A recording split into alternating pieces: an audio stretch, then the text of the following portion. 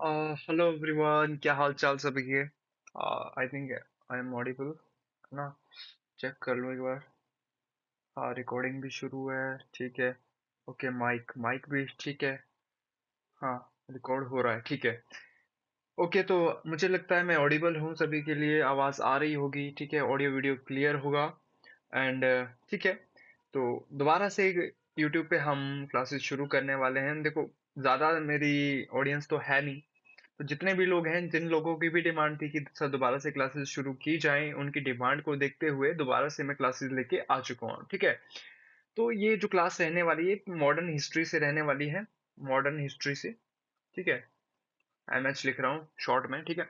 Modern history से ये class रहने वाली है। इसको जिसको भी लगता है कि उनको पढ़ना है, वो कमेंट बॉक्स में बता सकता है। जो भी सब्जेक्ट है, जो भी उनकी क्वेरीज हैं, वो मुझे कमेंट बॉक्स में बता सकते हैं। और आज आज की जो क्लास है, ये डेमो क्लास रहने वाली है, ठीक है। और आज हम जो पढ़ने वाले हैं, वो महात्मा गांधी जी के ऊपर जो भी क्वेश्चन बनते हैं या जो भी बेसिक जानकारी है महात्मा गांधी जी के जीवन के ऊपर, है ना। किस तरह से उन्हें महात्मा गांधी की उपाधि मिली, सत्य अहिंसा और सत्याग्रह जैसे अपने व्रतों को उन्होंने किस तरह से पालन किया, उन सारी चीजों के बारे में हम पढ़ने वाले हैं। उससे पहले ही हम थोड़ी सी उनकी और बेसिक डिटेल्स की जानकारी लेने वाले हैं कि महात्मा गांधी जी का जन्म कहाँ, कब, कैसे, क्या हुआ, तो उनके बचपन की जीवन शैली कैसी रही, क्या क्या घटनाएं हुई, वो छोटी छोटी जानकारियां जो रही हैं, उनको आज हम डिस्कस करेंगे, ठीक है। बाकी बाद में हम धीरे धीरे जैसे क्लासेस आगे बढ़ेंगी, जो जो भी आपकी डिमांड होंगी, जो जो भी आपके क्वेश्चन होंगे, उसके अकॉर्डिंग हम सारी चीजों को डिस्कस करने वाले हैं, ठीक है। ओके, इसको मैं थोड़ा सा नीचे कर दूं पहले। वेट वेट वेट वेट, ठीक है।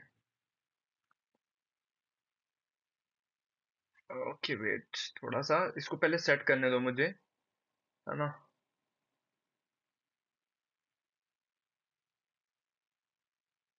हाँ, ऑडियंस। ओके, ठीक है, अब ठीक है। तो ठीक है, शुरू करते हैं क्लास को। और महात्मा गांधी जी से जो भी क्वेश्चन बनते हैं, उनको डिस्कस करेंगे, है ना। महात्मा गांधी, राइटिंग पे ध्यान नहीं देंगे क्योंकि अपनी राइटिंग मुझे खुद समझ नहीं आई है, तो आप लोगों को खाक आएगी। मेरे शब्दों को ध्यान से सुनना है बस, ठीक है। महात्मा गांधी, ठीक है। महात्मा गांधी जी के जीवन के ऊपर जो भी क्वेश्चन बनेंगे, पहले तो बेसिक देखो, ये किसी भी स्टेट, पीसीएस या यूपीएससी, जहां पे भी महात्मा गांधी जी से रिलेटेड क्वेश्चन बनते हैं, उस सभी उन सभी एग्जामों के लिए ये काफी इंपॉर्टेंट रहने वाला है। हाँ, आपको पीपीटी नहीं मिलेगा। जो भी जिन लोगों को आदत होती है ना कि पीडीएफ वगैरह मिल जाए, हम अपने नोट्स ना बनाएं, वहीं से पढ़ते रहें, देखो वो जिंदगी भर नहीं चलेगा आपके साथ। पीडीएफ अभी पढ़ोगे, थोड़ी देर में भूल जाओगे। बट अगर आप लाइव सुन रहे हो और अपने नोट्स खुद बना रहे हो, तो वो काफी इम्पैक्ट डालता है आपकी स्टडी के ऊपर। काफी लंबे समय तक वो चीजें आपको याद रहती है, आपके दिमाग में, आपके जहन में वो सारी चीजें छप जाती हैं, ठीक है।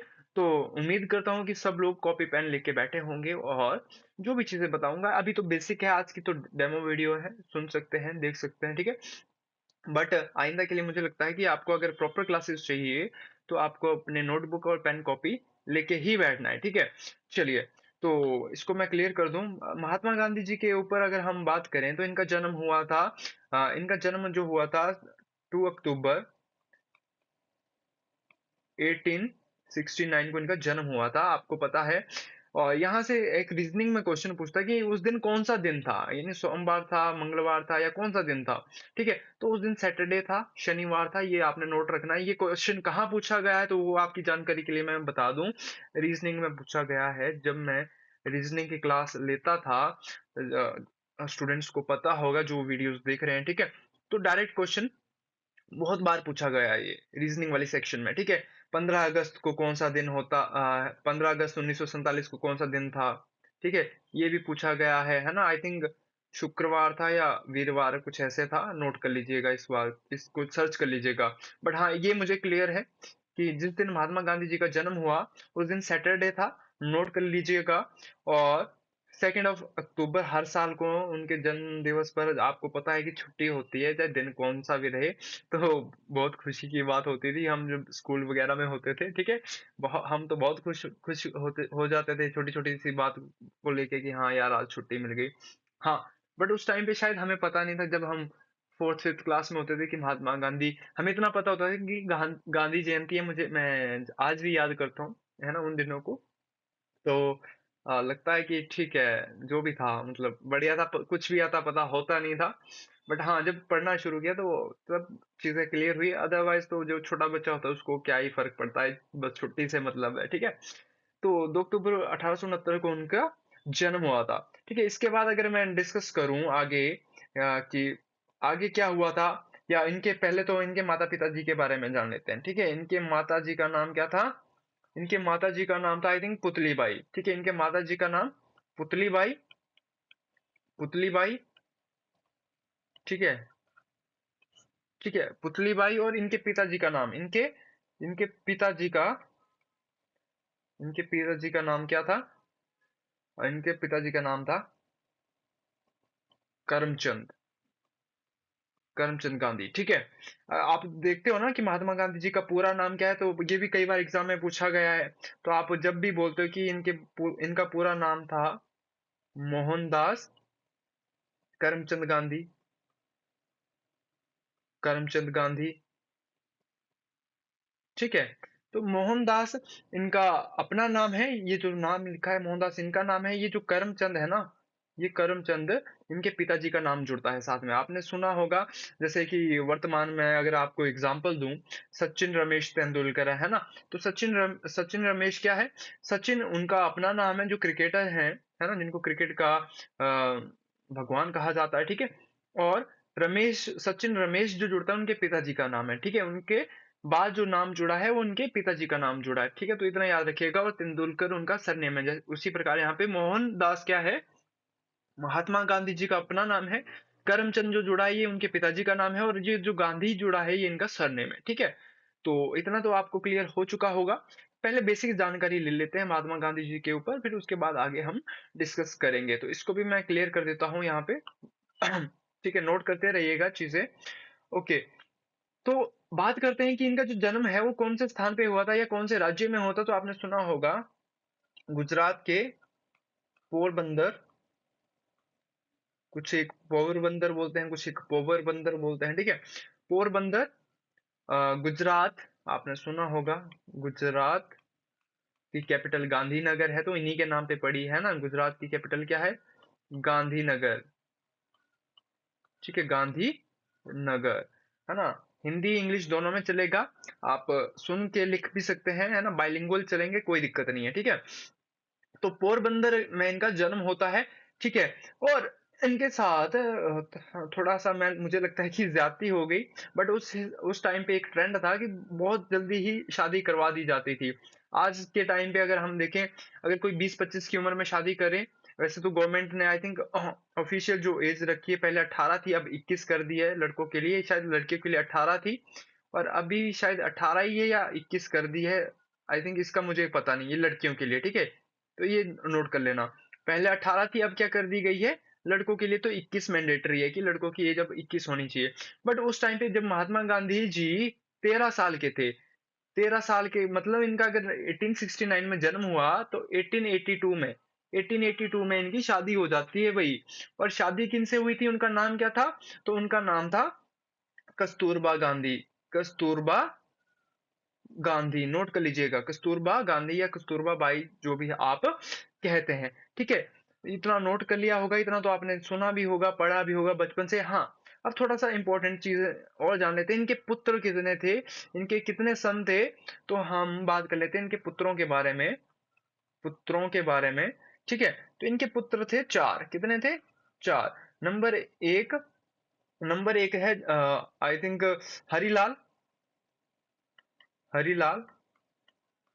दूसरे थे मणिलाल, मणिलाल। तीसरे थे देवदास, ठीक है। और एक थे उनके, आई थिंक रामदास, हाँ ना, रामदास। तो ये इनके 4 पुत्र थे, रामदास, ठीक है? ये इनके 4 पुत्र थे।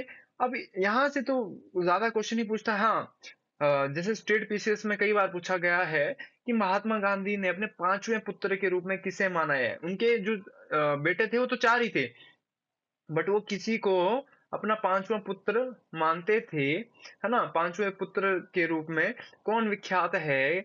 महात्मा गांधी जी के 5वें पुत्र के रूप में आपने सुना होगा, जमनालाल बजाज को जाना जाता है। किनको जाना जाता है? जमनालाल बजाज को। जमनालाल बजाज को। तो ये काफी इंपॉर्टेंट क्वेश्चन है, क्योंकि ये महात्मा गांधी जी के साथ काफी लंबे समय तक जुड़े रहे, काफी आंदोलनों में भाग लिया। महात्मा गांधी जी के बहुत सारे जितने भी जन आंदोलन हुए उन सभी में इन्होंने महत्वपूर्ण भूमिका निभाई थी। तो महात्मा गांधी जी इनसे बहुत प्रभावित हुए और इनको अपने 5वें पुत्र के रूप में उपाधि दे दी, 5वां पुत्र, ठीक है? इनको मानते थे, एक्चुअली में ये थे नहीं, तो इतना आपने याद रखना है ना? ऐसा नहीं है कल को बोलो ये महात्मा गांधी जी के तो 5 बेटे थे, किसने बताया? हाँ जी, विवेक सर ने बताया था, ठीक है? ऐसा नहीं है, ठीक है? नोट कर लीजिएगा ये सारी चीजें। ओके, अब आगे बढ़ते हैं। इसको मैं थोड़ा सा देखो, टाइम लगेगा अभी हैंडराइटिंग में सुधरते सुधरते भी, क्योंकि दोबारा से शुरू कर रहा हूँ और थोड़ा सा सिस्टम मैंने चेंज किया है। और specially thanks to Vineet uncle जिन्होंने इसमें मेरी हेल्प की, है ना?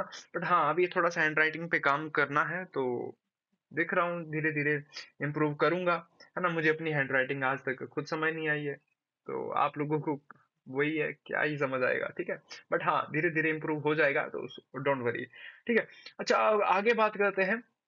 भारत की शिक्षा के बाद अब महात्मा गांधी जी 13 साल में शादी हो गई, बेटे हो गए, उन्होंने इंडिया में थोड़ी सी जो भी एजुकेशन थी, फिर अब वो उन्होंने क्या देखा, जब वो 1899 में अपनी इंडियन में या भारत में जो भी अपनी एजुकेशन थी वो पूरी की, और 1899 में वो कहाँ चले गए? भाई वो चले गए इंग्लैंड। कहाँ चले गए? इंग्लैंड। क्यों गए थे? अपनी लॉ की पढ़ाई करनी। ये कई बार एग्जाम में पूछा गया कि अपनी उन्होंने वकालत की पढ़ाई, लॉ की पढ़ाई, बैरिस्ट्री की पढ़ाई कहाँ से कंप्लीट करी, है ना? ये कई कई बार पूछा है। तो ये उन्होंने इंग्लैंड में कंप्लीट की थी। गए कब थे? 1899 में। कितने साल के लिए गए थे वहां पे? तो 1892 तक के लिए गए थे। 1892 में उन्होंने अपनी स्टडी वहां पे कंप्लीट कर दी थी। ये नोट आप कर लीजिएगा, ठीक है? नोट कर लिया, है ना? मेरे शब्दों को सुनते रहो। ध्यान हैंड राइटिंग पे ज्यादा ध्यान मत दो, इम्प्रूव हो जाएगी, ठीक है? तो इतना नोट कर लिया, अब आगे बढ़े। ओके, ओके, यहाँ तक हो गया। अच्छा, जब वो भारत लौट के आए ना इसके बाद, अब अपनी जैसे उन्होंने लॉ की पढ़ाई कंप्लीट की, भारत आए, तो उन्होंने अपना राजकोट और बम्बई में उन्होंने अपनी वकालत शुरू की थी, ठीक है? कहाँ पे अपनी पहली वकालत शुरू की या पहला केस कहाँ लड़ा, तो बोल सकते हो राजकोट या बम्बई। राजकोट या बम्बई, बम्बई। उन्होंने अपना पहला केस लड़ा था यहाँ पे, ठीक है?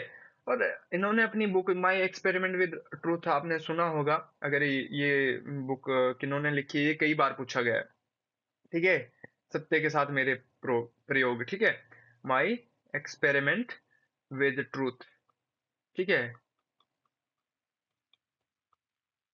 ठीक है, ये नोट कर लीजिएगा, सत्य के साथ मेरे प्रयोग, हिंदी में इनकी बुक एक, ठीक है? सत्य के साथ मेरे प्रयोग, ठीक है? ये इनकी एक बुक है। तो ये अपने पहले केस का जिक्र करते हुए इसमें भी लिखते हैं कि क्या हुआ था इनके साथ। जब ये अपना पहला केस लड़ रहे थे, तो इनके हाथ पांव कांप रहे थे जज के सामने, ठीक है? पसीना पड़ रहा था। जैसे कि मैं अपना एग्जांपल दूं, मैं पहली बार जब फर्स्ट टाइम जब क्लास में गया था, कुछ भी ऐसा पता नहीं चल रहा था, काफी नर्वस होता है उस टाइम पे। अगर आप भी, अगर मुझे लगता है कि अपने अपने काम को लेके महसूस कर पा रहे होंगे, जब आपने कोई काम फर्स्ट टाइम पे शुरू किया होगा या कहीं कहीं पे इंटरव्यू देने गए होंगे, तो काफी नर्वस हो जाते हैं। तो ऐसा कुछ इनके साथ भी होता है, इतना कॉन्फिडेंस नहीं होता है, ठीक है? इतना एक्सपीरियंस नहीं होता है, क्योंकि फर्स्ट टाइम कोई केस लड़ने जा रहे थे। तो जब ये जज के सामने खड़े हुए थे, इन्होंने लिखा कि मेरी तो टांगे कांप रही थी और मुझे पसीना आ रहा था, और मैं जज के सामने कुछ बोल भी नहीं पाया था। फर्स्ट टाइम पे, ठीक है।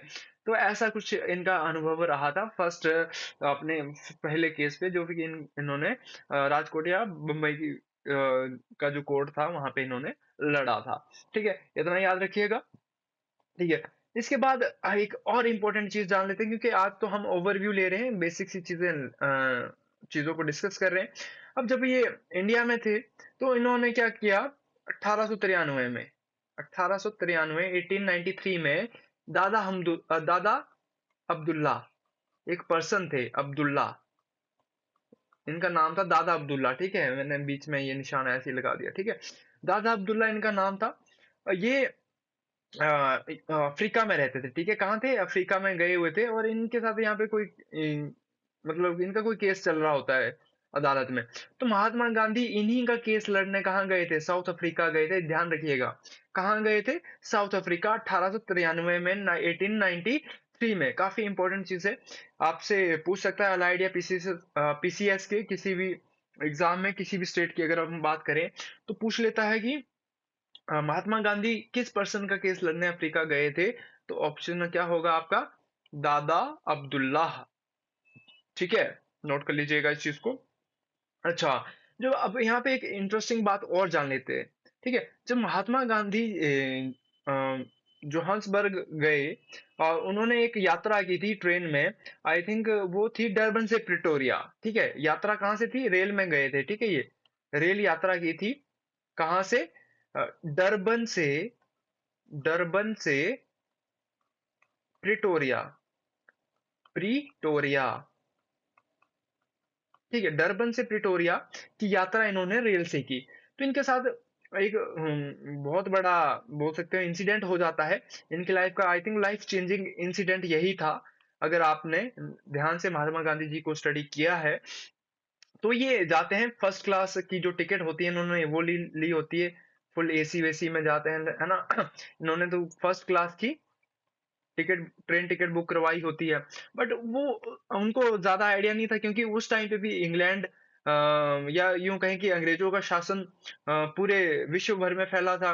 उन्होंने जगह जगह अलग अलग कॉन्टिनेंट पे, अलग अलग देशों में अपने शासन व्यवस्था कायम की हुई थी, या यूं कहें कि कब्जा के रखा हुआ था, ठीक है। तो वहां पे भी शासन किसका था, अफ्रीका में भी इंग्लैंड या यूं कहे कि अंग्रेजों का ही शासन होता था, ब्रिटेन वासियों का ही शासन हुआ करता था उस समय पे। तो ये जब फर्स्ट क्लास के मतलब जो भी ट्रेन थी वहां पे ये चढ़े, उसमें फर्स्ट क्लास के जो भी बोगी थी आप बोल सकते हो, जब उसमें गए तो वो पूरा ही बुक होता है अंग्रेजों के लिए। उसमें किसी भी बोल सकते हो उनकी वहां पे रंग भेद की नीति को अपनाया जाता था उन अंग्रेजों के द्वारा। वो किसी भी ब्लैक मैन को उनके साथ ट्रैवल करने के लिए मतलब इजाजत नहीं देते थे। तो जैसे ही वो उस फर्स्ट क्लास के ट्रेन के उस में चढ़े, बोगी में चढ़े, तो उनको वहां से निकाल दिया गया और उनको बाहर स्टेशन पे मतलब एक हिसाब से बोल सकते हैं कि धक्का मार के बाहर निकाल दिया गया, है ना। तो उस टाइम पे महात्मा गांधी इतने फेमस भी नहीं थे, तो उनको बस यही था, यहाँ से उनकी लाइफ चेंजिंग बोल सकते हो मोमेंट था ये, लाइफ चेंजिंग मोमेंट था। और यहीं से उनको अंग्रेजों के खिलाफ लड़ने के लिए कोई कारण मिला था, है ना। काफी इंपॉर्टेंट चीज रहेगी ये। तो पूछ सकता है कि महात्मा गांधी कहाँ से कहाँ की यात्रा कर रहे थे, तो डरबन से प्रिटोरिया, ये याद रखिएगा, Durban to Pretoria, Durban to Pretoria, ठीक है। नोट कर लीजिएगा अपने हिसाब से अपने नोट्स, मेरी राइटिंग या मेरी स्पेलिंग्स पे ध्यान मत दीजिएगा, ठीक है। तो इतना हो गया, इतना नोट कर लिया, ओके। चलो आगे देखते हैं। तो इसी को अच्छा, हाँ, इस पूरे कांड को हम मैरिट्सबर्ग, मैरिट्सबर्ग बोलते हैं, मैरिट्सबर्ग, ठीक है। मैरिट्सबर्ग कांड के नाम से जाना जाता है इसको, ठीक है। ये जो इंसिडेंट हुआ था ना महात्मा गांधी जी के साथ, इसको मैरिट्सबर्ग कांड भी बोला जाता है। यात्रा कहाँ की थी, तो डरबन से प्रिटोरिया, ये याद रखिएगा, डरबन टू प्रिटोरिया। बहुत बार मैं बोल चुका हूँ, ये कई बार एग्जाम में पूछा भी जा चुका है, ठीक है। इतना नोट हो गया। हाँ, हैंड राइटिंग पे थोड़ा सा काम करूंगा, टेंशन ना लो, हो जाएगा, है ना। बट इतना तो मुझे लगता है कि अंडरस्टैंडिंग है, इतनी अंडरस्टैंडिंग आप रखते भी हो, पहले जो जो मेरे से बड़े हैं उनको पता होगा कि हाँ, हैंड राइटिंग का तो इशू है भैया, है ना।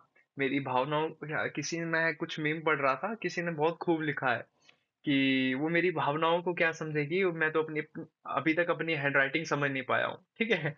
हाँ, तो कुछ वैसा ही, ठीक है। इसको नोट कर लीजिएगा और आगे बढ़ते हैं। अच्छा।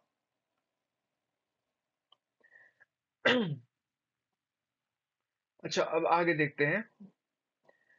हाँ, गांधी जी ने 1894 ईस्वी में नेटाल इंडियन कांग्रेस की भी स्थापना की थी, ठीक है। 1894 में गांधी जी ने क्या किया था? नेटाल इंडियन इंडियन कांग्रेस की स्थापना की। किसने? महात्मा गांधी ने कब? 1894। नोट कर लीजिएगा इस चीज को, काफी इंपॉर्टेंट क्वेश्चन है। इसके बाद अगर हम बात करें, अब थोड़ा सा इंपॉर्टेंट चीज है और जान लेते हैं। अ, हाँ, तो जर्मन शिल्पकार थे कालेनबॉक। एक जर्मन शिल्पकार या मिस्त्री जिसे आप कहते हो, उनका नाम था कॉलेनबॉक। कॉलेन कॉलेनबॉक। कई लोग बाघ कहते हैं, कोई बॉक कहते हैं, ठीक है, बाघ। कॉलेनबॉक, है ना। ठीक है, इसको मैं अच्छे से सजा देता हूँ। कॉलेनबॉक, ये कहाँ के रहने वाले थे? जर्मनी से संबंधित थे, ये जर्मनी के रहने वाले थे। तो इनकी सहायता से महात्मा गांधी ने 1906 में अफ्रीका में क्या बनाया था? टॉल्स्टॉय। टॉल्स्टॉय।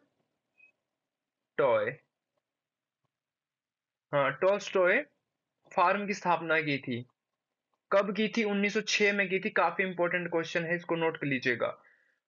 कहाँ पे की थी? तो अफ्रीका में ही की थी, ये भी ध्यान रखिएगा, अफ्रीका में, है ना। बाद में ये आश्रम में परिवर्तित हो गया था। गांधी जी के एक महत्वपूर्ण आश्रम में से ये था, है ना। हाँ, कुछ लोगों को तो अभी वेब सीरीज की आदत लग चुकी है भाई, वैसा कुछ नहीं था, ठीक है। हाँ, ये गलत बात है अगर तुम सोच रहे हो तो। ठीक है, इतना हो गया। ओके, तो किसकी सहायता से बनाया था? याद रखिएगा, ये कई बार एग्जाम में पूछा जा सकता है, और अलाइड में तो ये ऐसे ही क्वेश्चन बनते हैं, अजीबो गरीब, है ना। तो महात्मा गांधी ने, जर्मन शिल्पकार थे कॉलिन बाक, उनकी सहायता से 1906 में टॉल्स्टॉय फार्म की स्थापना की थी। और बाद बाद में वो यहीं पे रहने लग गए थे, और इसी को ही गांधी आश्रम का नाम दिया गया है। किसको? टॉल्स्टॉय फार्म को किसका नाम दिया गया था? तो याद रखिएगा, गांधी आश्रम, इसी को बोला गया है ना। ये जो मैं आश्रम बोल रहा हूँ ना, ये, हाँ, इसी को गांधी आश्रम बोला गया है, ठीक है।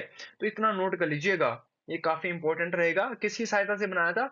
आपसे अब क्वेश्चन देखो, अब जिसने पढ़ा होगा कि टॉल्स्टॉय फार्म ही कॉलिनबर्ग की सहायता से बनाया गया था, बट जिसको ये नहीं पता होगा ना कि इसका बाद में नाम क्या बना पड़ गया था, इसको गांधी आश्रम। अब आपसे पूछ लिया जाए कि गांधी आश्रम किसकी सहायता से बनाया गया था, तो आपको पता होना चाहिए ना, कॉलिनबर्ग, ये जो नाम है ना, ये अपनी स्क्रीन पे इसको देख लो, इसको नोट कर लो, कॉलिनबर्ग, ठीक है।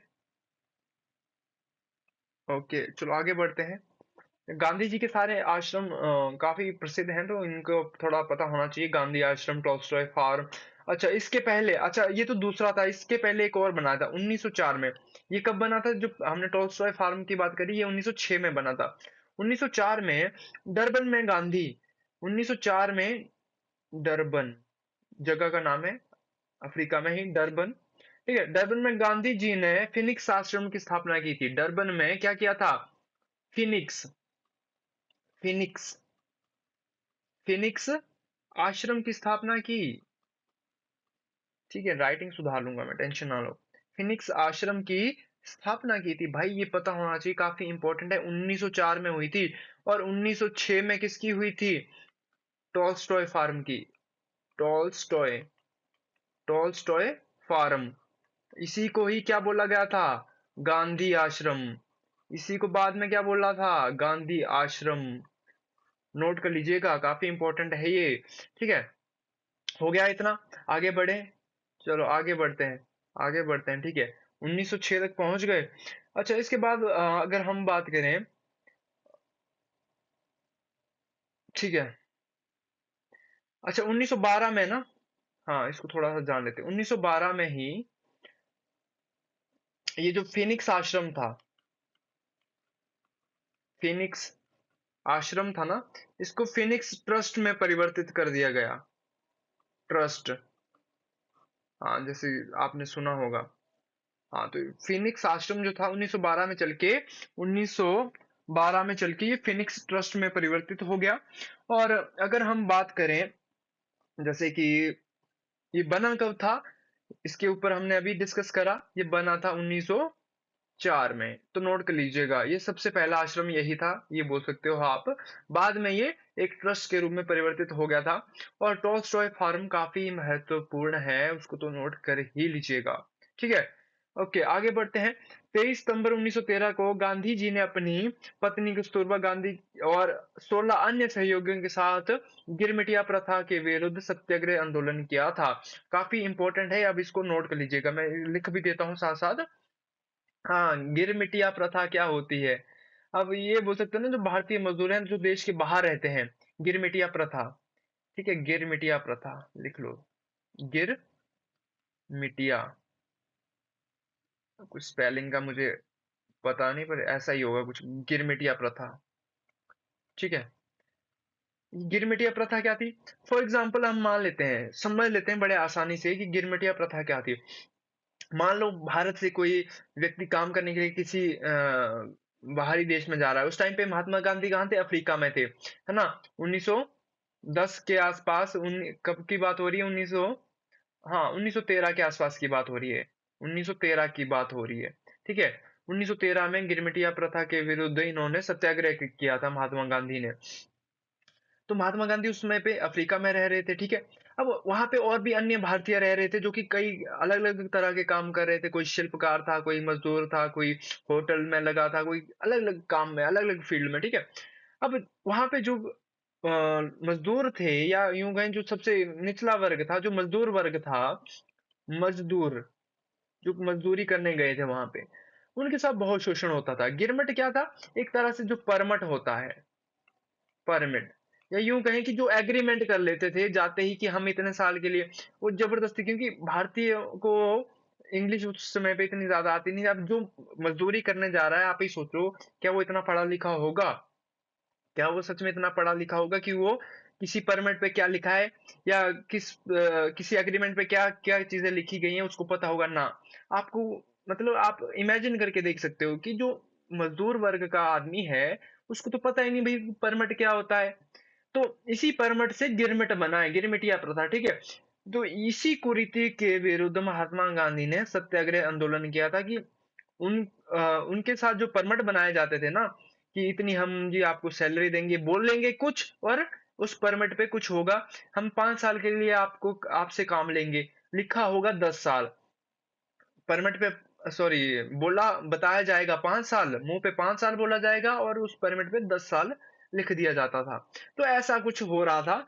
तो इसी कुप्रथा के विरुद्ध महात्मा गांधी ने कस्तूरबा गांधी जी के साथ मिलके, कस्तूरबा गांधी के साथ अन्य कितने लोग थे? 16 लोग थे। एक महात्मा गांधी, कस्तूरबा गांधी और 16 अन्य अनुयायी बोल सकते हो आप। महात्मा गांधी जी के जो फॉलोअर थे, 16 फॉलोअर, इनके साथ मिलके इन्होंने क्या किया? इस गिरमिटिया प्रथा का विरोध करना आरंभ कर दिया था, ठीक है। इतना नोट कर लीजिएगा, ये काफी इंपॉर्टेंट है। और कब की बात हुई है? ये 13 में शुरू हुआ था और 14 में, 1914 में इनको सफलता मिली थी। कब मिली थी? 1914 में इनको सफलता मिली थी, नोट कर लीजिएगा। अरे यार ये कहाँ चला गया? ठीक है, हाँ कई बार स्क्रीन इधर उधर हो जाती है, तो घबराइएगा मत। हाँ, इतना हो गया, नोट कर लीजिएगा इस चीज को। वीडियो ज्यादा लंबी नहीं होगी। हाँ, अब इसके बाद, अब 1914 तक इन्होंने काफी मतलब सिद्धि, बोल सकते ख्याति वगैरह प्राप्त कर ली थी। काफी नाम हो गया था महात्मा गांधी जी का, और अंग्रेज भी महात्मा गांधी जी से डरने लगे थे कहीं ना कहीं इस आंदोलन को। क्योंकि महात्मा गांधी इतने पढ़े लिखे थे कि उनको पता था कि ये गिरमिटिया प्रथा, अब इनको सैलरी कम दी जा रही है, इनसे ज्यादा काम वसूला जा रहा है, ज्यादा समय वादा कम समय का किया है लेकिन काम ज्यादा लंबे समय तक लिया जा रहा है। 5 साल की बात हुई है तो 10 साल का काम लिया जा रहा है, 10 साल तक काम लिया जा रहा है। तो ये सारी कुरीतियों को महात्मा गांधी भली भांति समझते थे। ठीक है। तो इसी प्रथा को जब 1914 में इन्होंने खत्म किया तो थोड़ा सा अंग्रेजों में, अफ्रीका में जो अंग्रेज रहते थे उनको लगा कि नहीं यार, बंदा तो है, इसमें कुछ बात है। ठीक है। तो थोड़ा सा डर भी बैठ गया क्योंकि वो इतने पढ़े लिखे थे। उनकी पढ़ाई भी आपको पता है कहाँ से हुई थी, इंग्लैंड से हुई थी। इंग्लैंड में उन्होंने लॉ की पढ़ाई की थी। 1989 में गए थे, 92 में कंप्लीट की थी। ये सारी चीजें आपको पता होनी चाहिए। हाँ। इसके बाद अब जब ये सत्याग्रह खत्म हुआ तो गांधी जी को लगा कि अब भारत जाना चाहिए, और 9 जनवरी 1915 इन्होंने घर वापसी की। इसी उपलक्ष्य पर हम कौन सा डे मनाते हैं? आई थिंक प्रवासी भारतीय दिवस, है ना? प्रवासी भारतीय दिवस कब मनाते हैं? 9 जनवरी को मनाते हैं। इनकी याद में ही मनाते हैं इस दिन को, क्योंकि 9 जनवरी 1915 को महात्मा गांधी वापस भारत लौटे थे। ठीक है। तो भारतीय दिवस इसी चीज को देखते हुए मनाया जाता है। ठीक है। ये तो आपको क्लियर होगा, पहले भी आपने बहुत सारी जगह पे पढ़ा होगा। अच्छा, इसके बाद थोड़ा सा और इम्पोर्टेंट चीजें जान लेते हैं कि क्या क्या है। थोड़ा सा तबीयत खराब है मेरी, आवाज से भी लग रहा होगा। चलो देख लेते हैं, कोई ना, थोड़ा सा बचा है, इसको खत्म कर लेते हैं। ये थोड़ा डेमो क्लास है। राइटिंग, हाँ आई नो, मुझे पता है इतनी अच्छी नहीं होगी, बट करेंगे इसके ऊपर काम। ठीक है। अच्छा, इसके बाद हम भारत लौटने पर सर्वप्रथम गांधी जी ने अपने सहयोगियों के साथ अहमदाबाद में कोचरब नामक स्थान पर श्री जीवनलाल बैरिस्टर के मकान को किराए पर लिया। ठीक है। कहाँ पे? अहमदाबाद के कोचरब नामक स्थान पर। देखो, इंपॉर्टेंट है, जब भारत लौटे ना तो अहमदाबाद, अहमदाबाद में एक जगह है, कौन सी? कोचरब। कोचरब जगह है, पर्सन का नाम है जीवनलाल। जीवनलाल, ये भी लॉ की पढ़ाई करके कंप्लीट करके या अपना जो भी वकालत का काम करते थे, जीवनलाल बैरिस्टर। इनके घर इन्होंने किराए किराए के मकान में रहते थे। ये किराए के मकान में रहते थे। कौन? महात्मा गांधी। कहाँ पे? अहमदाबाद में। ठीक है। अहमदाबाद की कौन सी जगह पे? कोचरब में किराए के मकान पर रहते थे। मकान में रहते थे। और नाम याद रखिएगा कि किसका मकान था वो। तो किसका नाम मकान था ये? जीवनलाल बैरिस्टर का। ओके, क्लियर हो गया ये?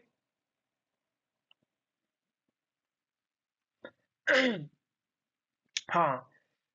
अब यहाँ से अगर आगे हम बात करें तो भारत में गांधी जी सर्वाधिक गोपाल कृष्ण गोखले के मतलब व्यक्तित्व से प्रभावित हुए थे। ठीक है। किससे प्रभावित हुए थे? गोपाल कृष्ण गोखले से। गोपाल कृष्ण गोखले, ये इनके राजनीतिक गुरु थे। ठीक है। इनसे प्रभावित हुए, और यही क्या थे? महात्मा गांधी जी के राजनीतिक गुरु थे।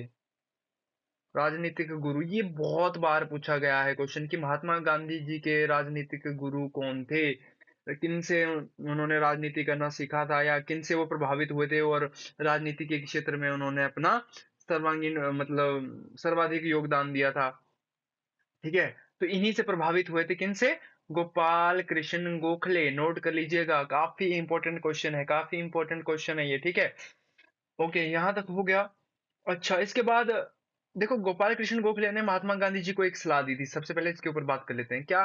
कि आप अगर अंग्रेजों से भारत को आजाद करवाना है तो सबसे पहले आप भारत भ्रमण कीजिए। भारत का हर एक जो कोना है वहां पे जाके देखिए कि लोगों की स्थिति कैसी है भाई, है ना? तो ग्राउंड लेवल पे महात्मा गांधी जी ने सबसे पहले काम किया। ग्राउंड लेवल पे, ग्राउंड लेवल पे मतलब कि वो हर जगह, देश के कोने कोने में घूमे, जगह जगह पे गए। ठीक है। जगह जगह पे गए, और वहीं से उनको अपने राजनीतिक जीवन को शुरू करने की प्रेरणा मिली। कि अब उनको क्लियर हो रहा था, जैसे जैसे वो पूरे देश में भ्रमण कर रहे थे, हर एक जगह पे अलग अलग तरह के लोग, अलग अलग तरह की पर्सनैलिटी, अलग अलग तरह की समस्याएं, इन्हीं को देखते हुए महात्मा गांधी जी को अपने जीवन में क्या करना है, इस चीज का एक उद्देश्य या यूं कह सकते हैं कि लक्ष्य मिल चुका था। तो ये थी मतलब महात्मा गांधी जी के जीवन के। हाँ, इस अभी बचा लास्ट, थोड़ा सा लास्ट सेक्शन देख लेते हैं। बाकी इनके जो आंदोलन थे उनको बाद में हम डिस्कस करेंगे। अभी जान लेते हैं कि इनके हत्या कब हुई थी। आपको पता होगा कि महात्मा गांधी जी की हत्या हुई थी, कब हुई थी? तो महात्मा गांधी जी की हत्या 30 जनवरी 30 जनवरी 1948 को हुई थी। ठीक है। शाम को कितने बजे? 5:15 पर। शाम के 5:15 पर। 5:15 पर किसने गोली मारी थी? तो आपको पता होगा, नाथूराम गोडसे। और कुछ लोग इनको क्या मानते हैं? देशभक्त। यही मानते हैं ना, मैंने सुना है। लिखना जरूरी नहीं है, ना ना ना, लिखना जरूरी नहीं। नथुराम गोडसे, कुछ लोग होंगे जो नथुराम गोडसे का समर्थन भी करते होंगे, क्योंकि मैंने देखा है अपने जीवन में, अपनी लाइफ में। कुछ एक मेरे मित्र भी रहे हैं, है ना। कुछ एक मेरे जानने वाले भी रहे हैं कि नथुराम गोडसे तो देशभक्त है, महात्मा गांधी जी ने तो इस देश का बंटवारा कर दिया जी, पाकिस्तान बना दिया। हाँ, उन लोगों की जानकारी के लिए बता दूं, हाँ ये नोट कर लीजिएगा। फिर अब आगे, बस ये क्लास इतनी ही थी। अब थोड़ी सी ऐसे जानकारी हम, या यूं कहें थोड़ा सा डिस्कशन कर लेते हैं इस चीज को लेके कि आप क्या सोचते हैं कि नथुराम गोडसे क्या सच में देशभक्त थे? मेरे हिसाब से नहीं। अगर नथुराम गोडसे इतने बड़े देशभक्त थे, महात्मा गांधी ने तो अपना पूरा जीवन सत्य और अहिंसा के बलबूते पे जी दिया भाई। खादी वस्त्र में उन्होंने अपनी एक धोती में ही पूरी जिंदगी काट दी। वो बंदा जो इंग्लैंड में जाके पढ़ रहा है, अफ्रीका में जाके अपने केसेस लड़ रहा है, उस बंदे को क्या जरूरत है यार वो खादी वस्त्र में घूमने की, खादी एक धोती में जिंदगी गुजारने की, है ना। अगर आप लोगों के पास इतने पैसे होंगे तो क्या आप ऐसा जीवन जीना पसंद करेंगे? ना। सबकी अपनी अपनी ख्वाहिशें हैं जी, मुझे हीरो का हार चाहिए, मुझे गोल्ड ज्वेलरीज चाहिए, ये चाहिए वो चाहिए। मतलब तुम्हारी तो ख्वाहिशें खत्म नहीं होंगी। अगर खुद के जीवन में या खुद की लाइफ में झांक के देखेंगे ना, तो कभी भी ये सारी ख्वाहिशें खत्म नहीं होंगी कि यार मुझे ये भी लेना है, गाड़ी भी लेनी है, बंगला भी लेना है। ठीक है। और उस बंदे ने लगभग लगभग सब कुछ त्याग दिया था। हाँ, कुछ एक चीजें रही होंगी, जैसे कि अगर किसी ने माई एक्सपेरिमेंट विद ट्रुथ, सत्य के साथ मेरे प्रयोग नामक बुक पढ़ी होगी, ये पुस्तक पढ़ी होगी, तो वो उसको पता होगा कुछ एक। देखो, अपने बारे में अगर कोई बंदा लिख रहा है ना, तो उसकी अपनी कमियों को भी लिखेगा और अपने, हो सकता है अच्छे काम को भी लिखेगा। ज्यादातर हम क्या करते हैं कि हम अपने अच्छे काम को लिखते हैं। हाँ, तो उन्होंने कि जो जो भी चीजें थी, जो जो भी कमियां थी अपनी, वो सारी आई थिंक, मुझे लगता है कि उस बुक में भी लिख दी है कुछ एक तो। पर अच्छी बात है, होना चाहिए। बट हम महात्मा गांधी जी को ये कह रहे हैं कि महात्मा गांधी जी ने तो पाकिस्तान बना दिया, वो तो हिंदुओं के कट्टर थे, है ना। सॉरी, मुसलमानों के समर्थक थे और हिंदुओं के विरुद्ध में थे। ठीक है। तो अगर ऐसा जो भी लोग सोचते हैं, उनकी जानकारी के लिए मैं बता दूं कि आप लोगों ने शायद बहुत कम पढ़ा है अपने जीवन में, या आपको सही जानकारी नहीं दी गई है, क्योंकि आपको तो व्हाट्सएप और फेसबुक के ज्ञान से ही मतलब फुर्सत नहीं मिल रही है। तो आप जो जानकारी ले रहे हो टोटली गलत है। अगर आपके दिमाग को ना, मतलब वही कहते हैं ना, ब्रेन वॉश करना। सोशल मीडिया इसका सबसे बड़ा एग्जांपल है। किसी का भी ब्रेन वॉश करना है तो सोशल मीडिया पे पोस्ट कर दो कुछ भी अनसन, किसी भी पर्सन के बारे में। ठीक है। अगर मुझे आपके बारे में मान लो कुछ गलत जानकारी फैलानी है, तो मैं कुछ भी आपके बारे में गलत कह दूंगा जी, ये ऐसा ऐसा पर्सन है। और सब लोगों को लगता है कि हाँ ये यार ये तो है, इतना बुरा था। नहीं भाई, अब अगर आप डिटेल स्टडी करोगे महात्मा गांधी जी के ऊपर, आपको लगेगा कि हाँ यार इस पर्सन में, इस व्यक्ति में कुछ तो बात थी। हाँ, गलतियां सब में सबसे होती हैं, क्योंकि कोई भी इंसान अपने आप में पूर्ण नहीं होता है। कमियां सब में होंगी, मुझ में भी हैं, आप में भी हैं। हो सकता है एक दो कमियां महात्मा गांधी जी में भी रही होंगी, बट हाँ, उन्होंने हमेशा सही डायरेक्शन, सच के साथ रहने का उन्होंने फैसला किया है। कुछ लोगों को लगता है कि भगत सिंह को वो बचा सकते थे। अगर सच में देखोगे ना, आप इस चीज को स्टडी करोगे, तो महात्मा गांधी जी ने शायद अपना व्यक्तिगत तौर पे प्रयास किया भी होगा उनको बचाने का। लेकिन सही में अगर आपने वो रील पोस्ट जो भी देखा होगा, कि महात्मा गांधी ने कहा था कि भगत सिंह, राजगुरु और सुखदेव खुद ही बचना नहीं चाहते थे। है ना? इसीलिए यार जो पर्सन रस्सियों को चूम के गले गले में लगा रहा है खुद ही, वो बंदा खुद खुद नहीं चाहता था कि वो बचे। वो देश पे हम देखो नमन करते हैं सभी शहीदों को, है ना? मैं किसी के बारे में भी गलत टिप्पणी नहीं कर रहा हूँ यहाँ पे। तो नमन है सरदार भगत सिंह जी को, राजगुरु सुखदेव, है ना? जितने भी पर्सन थे, जितने भी हमारे वीर शहीद थे, है ना? महात्मा गांधी जी थे, सबको नमन करता हूँ कि उनकी वजह से हम आज आजाद हुए हैं, है ना? ऐसा तो नहीं है कि जैसे कि एक बयान काफी वायरल हुआ था, नाम नहीं लूंगा, कि देश तो 2014 में आजाद हुआ है। अब जिसने जितना पढ़ा है वो अपने दिमाग के हिसाब से उतना ही बोलेगा, लेकिन मुझे लगता है कि महात्मा गांधी जी को अगर महात्मा और राष्ट्रपिता जैसी उपाधियां दी गई हैं, तो वो उनके पीछे का भाव था, है ना? कुछ लोग तो इस चीज को भी गलत ले रहे हैं सोशल मीडिया पे, तो उनके सोचने समझने का नजरिया है। उस चीज के लिए तो खैर हम क्या ही कर सकते हैं, बट हाँ, अगर आपके पास सही नॉलेज है, सही डायरेक्शन है, तो आप खुद निर्णय निर्णय ले सकते हो कि कौन सही था कौन गलत है। हाँ, बात हुई थी नथुराम गोडसे की। क्या नथुराम गोडसे इतने बड़े देशभक्त हैं? नहीं है, बिल्कुल नहीं है। अगर इतने बड़े देशभक्त होते तो वो मुझे लगता है कि क्योंकि देखो अगर आपको सही से पता होगा तो पाकिस्तान या अंग्रेजों की देन है एक तरह से, है ना? किस तरह से पार्टीशन हुआ, किस तरह से मुस्लिम लीग की स्थापना हुई, अगर ये सारी चीजें आप पढ़ोगे, अगर पढ़ना चाहते हो तो कमेंट बॉक्स में बता सकते हो, क्योंकि मुस्लिम लीग की स्थापना 1906 में हुई थी। मार्ले मिंटो, आपने सुना होगा एक लॉर्ड मार्ले और लॉर्ड मिंटो के बारे में। उन्होंने क्या करा था, फूट डालो राज करो की नीति अपनाई थी, और उनका ही समर्थन मुस्लिम लीग को रहा था कि आप पाकिस्तान की मांग करो। तो मोहम्मद अली जिन्ना जैसे लीडर खड़े हुए, उन्होंने पाकिस्तान की मांग की, और अंग्रेजों का भी उनको भरपूर साथ मिला, क्योंकि अंग्रेज नहीं चाहते थे कि भारत जैसे देश में शांति रहे। वो तो चाहते थे कि हिंदू मुस्लिम होता रहे, और आज भी वही हो रहा है, आप देखोगे, है ना? चाहे राजनीति है या, क्योंकि वो भी अंग्रेजों की देन है, जहां तक मुझे लगता है कि ये भी अंग्रेजों की देन है। वो छोड़ गए हैं ये सारी चीजें, हिंदू मुस्लिम, और इसी में ही देश उलझा रह रहा है आज भी।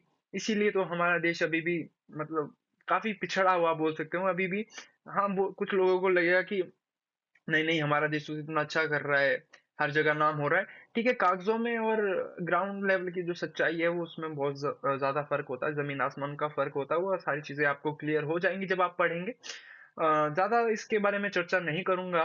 अगर मुझे लगता है कि महात्मा नथुराम गोडसे इतने बड़े देशभक्त होते तो वो शायद गोली महात्मा गांधी को ना मार के, अगर वो चाहते थे कि भारत पाकिस्तान ना बने, तो वो शायद पहले ही वो मोहम्मद अली जिन्ना को गोली मार देते, क्योंकि ये 1909 के बाद ही सबसे ज्यादा समर्थन यहाँ पे मुस्लिम लीग को मिला है, हर एक जगह पे। अगर आपको पता, हाँ, उस टाइम पे एक चीज थी कि लैक ऑफ नॉलेज, रिसोर्सेज, उतनी जानकारियों का अभाव रहता था लोगों में, क्योंकि उतना उस टाइम पे माध्यम नहीं था कोई भी जानकारी का। आज के टाइम पे तो social media, Facebook, WhatsApp, Twitter, हर एक जानकारी, एक 5 सेकंड में ही जानकारी पूरी दुनिया भर में पहुंच जाती है, ठीक है? कहीं पे जैसे कि आज के टाइम पे वॉर हो रही है, जैसे कि ईरान एंड इजराइल वॉर हो रही है, रशिया यूक्रेन वॉर हो रही है, तो पांच मतलब पल पल की खबर आपको मिलती रहती है। तो उस टाइम पे ऐसा कुछ था नहीं, अदरवाइज शायद महात्मा गांधी और अच्छा करते। इस पर्सन ने, महात्मा गांधी जी ने, एक आपकी जानकारी के लिए और चीज बता देता हूँ। जब भारत पाकिस्तान बन रहा था ना, तो आज का जो बांग्लादेश है, उस टाइम पे पूर्वी बंगाल हुआ करता था। वहां पे एक जगह थी नोआखली। नोआखली, ठीक है? यहाँ पे नथु सॉरी मोहम्मद अली जिन्ना ने, मोहम्मद अली जिन्ना ने, ठीक है, पूरा नाम नहीं लिख रहा हूँ, जिन्ना ने, मोहम्मद अली जिन्ना ने यहाँ पे लाखों हिंदुओं को मरवा दिया था। अगर नथुराम गोडसे इतने ही देशभक्त थे तो वहां जाके उस नरसंहार को रोकते। हाँ, एक जानकारी आपके लिए मैं और दे दूं कि महात्मा गांधी ने उस टाइम पे आई थिंक 17 या 18 दिनों का अनशन किया था। अनशन किया था, याद रखिएगा। आई थिंक 17 दिन, इसको आप निकाल सकते हैं जानकारी, अगर आपको लगता है तो गूगल वगैरह कर लीजिएगा, आपको एग्जैक्ट जानकारी मिल जाएगी कि कितने दिन तक अनशन किया था। जगह मैंने आपको बता दी, नोआखली। हाँ, हिंदुओं के नरसंहार को रोकने के लिए महात्मा गांधी ने अनशन किया था। अगर मुझे नहीं लगता कि महात्मा गांधी इतने बड़े अगर देशद्रोही होते तो ये सब यार लोगों की सोच को मुझे नहीं लगता क्या हो गया है, क्योंकि निभा निभियों वाले काम तो इस जनरेशन ने पकड़ रखे हैं, एजुकेशन पे फोकस है नहीं कहीं पे, मतलब वही है, प्यार मोहब्बत यही चला है, इश्क विश्क बस, इसके अलावा का कोई अता पता है नहीं, तो इन्हीं चीजों में उलझे रहोगे, है ना। व्हाट्सएप फेसबुक की जो भी जानकारी होगी, झूठी जानकारियां होंगी, वही आपको मिलती रहेंगी, है ना। अगर सही जानकारी चाहिए तो किताबों को पढ़ना सीख लो, बाकी आपको अपने आप सारी जानकारी मिल जाएगी, ठीक है। हाँ, जब मोहम्मद अली जिन्ना ने यहाँ पे लाखों हिंदुओं को मरवाया, तो मुझे लगता है कि यहाँ पे मरना किनका बनता था गोली उस टाइम पे, अगर नथुराम गोडसे, मुझे लगता है, ये मुझे लगता है पर्सनली, ठीक है, कि इतने बड़े देशभक्त होते तो नथुराम गोडसे जीना जी को गोली से उड़ा देते, ना कि महात्मा गांधी को। ठीक है, आज के लेक्चर में इतना ही, ठीक है, आज की वीडियो में इतना ही, सॉरी लेक्चर बोल गया, बट कोई नहीं, ठीक है, धीरे धीरे चीजों को भी इम्प्रूव करेंगे, एंड आई थिंक क्वालिटी भी इम्प्रूव हो ही जाएगी धीरे धीरे। और कैसा रहा आज का लेक्चर, थोड़ा सा मुझे लगता है ऐसे ही रहा है, मुझे खुद मजा नहीं आया थोड़ा सा हैंड राइटिंग को भी देख के, एंड सारी चीजें हो जाएंगी, बट कोई बड़ी बात नहीं। जुड़े रहिए आप, और अपना साथ देते रहिए। चलिए, wish you all the best, and जो भी हमारे साथ जुड़े हैं, जिन्होंने भी सपोर्ट करा, उनका दिल से धन्यवाद। बाकी अगले वीडियो में मिलते हैं, लाइक कमेंट जो भी है आपको करना है, वैसे ज्यादा ऑडियंस तो है नहीं, बट हाँ जितने भी है, थोड़ा सा अपना सपोर्ट दिखा दीजिएगा। चलो, टेक केयर, ठीक है, मिलते हैं अगले वीडियो में।